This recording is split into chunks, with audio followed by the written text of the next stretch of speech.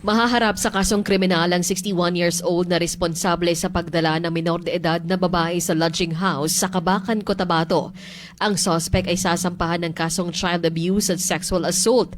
Sinabi sa Radyo Bida ni Cabacan PNP Town Chief of Police, Lieutenant Colonel April Lu Palma. Maharap din ang suspect sa illegal possession of firearms and ang Comprehensive Dangerous Drugs Act matapos makuhanan ng caliber 38 na baril at shabu. Nung nahatid na daw niya sa doon sa room, nung pumasok niya, nag-start daw siya halikan nung suspect. This why, nakatakbo daw siya. So, nandun nun yung sexual act nung suspect. Sa ngayon, nasa state of shock pa rin ang minor de edad at hindi pa makausap ng maayos ng mga otoridad. Pero siya ay isinailalim na sa psychological counseling at debriefing ng Municipal Social Welfare and Development Office upang matulungang makarecover ang bata mula sa sinapit. But yung attempted rape, depende po doon sa fiscal kung para ma-elevate niya yung kaso, depende sa affidavit ng bata. Paalala naman ng PNP na kung maaari ay ihatid sundo ang mga bata, lalo na kung menor de edad upang maiwasan ang kahalintulad ng insidente.